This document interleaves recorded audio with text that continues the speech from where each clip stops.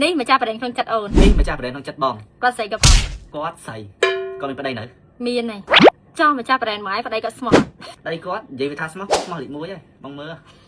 ម្ចាស់ប្រេងក្នុងចិត្តអណៃខ្មៅអស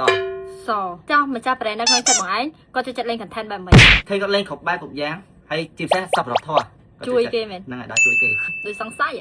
គាត់មានប្តីនៅមានហើយចោះម្ចាស់ប្រេងបងឯងប្តីគាត់ដែរថតមិនសូវមែនទេជាមួយប៉ុន្តែមួយគាត់ច្បាស់ប្តីគាត់រស់រាយអត់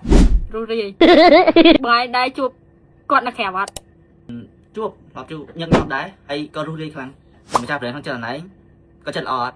ចិត្តល្អចិត្តជួយគេស្រឡាញ់កូនចៅគាត់ធ្វើប្រេងនេះគេប្រេងច្រើនហើយប្រេងគាត់គេទទួលស្គាល់ស្រុកខ្មែរគឺគេទទួលស្គាល់ហ្មងថាល្អគាត់ធ្លាប់ឲ្យកដោណអញអត់សួរយ៉ាងដឹងណាលោកមកអូដឹងបាត់ហើយដឹងបាត់មានចំណាយដឹងហើយដាក់ប្រេនមកឯងគាត់ជារឹកឬមួយក៏ជួយចិត្តនិយាយលេងសើចអញ្ចឹងណាគាត់អត់ចេះរឹកទេលេងសើចក៏មានអាច្បាស់ក៏មានម៉ាត់ច្បាស់មួយតែច្បាស់គាត់កាចអត់កាចហើយម្ចាស់ប្រេនមកឯងគាត់ចូលចិត្តបែបលក្ខណៈថា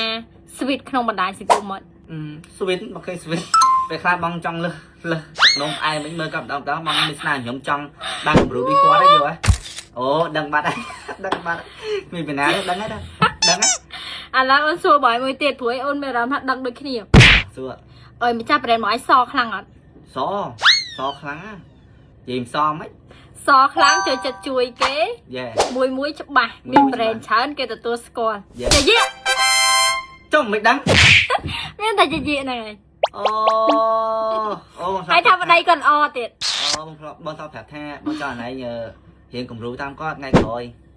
ឃើញចាំចាប់ប្រេនអូនណាគេម៉ៃបេឡា100%វីដេអូទូរស័ព្ទ iPhone 17បងកថាហ្នឹងដែលយើងដាក់ challenge មកគាត់ថាលេងបានលេងវីដេអូបាន 5M គាត់ឲ្យទូរស័ព្ទ17មួយហ្នឹងនេះណាគេម៉ាក់បេឡានិយាយទៅខ្ញុំយកគំរូតាមម៉ាក់បេឡាដែរដោយសារអីសម្រាប់ខ្ញុំគាត់គឺជាមនុស្សស្រីម្នាក់ដែល stronger ហ្មងនិយាយមែនមនុស្សស្រីដែលធ្វើកាក់ចេះហត់និយាយមែនខ្ញុំធ្វើបានដូចគាត់ទេគាត់ធ្វើកាក់ចេះហត់ហ្មងបងមានគំរូតាមចាយម្ចាស់ premise ដែលស្អីបងចង់ណៃដូចគាត់ឲ្យស្រង់ដូចគាត់ហើយ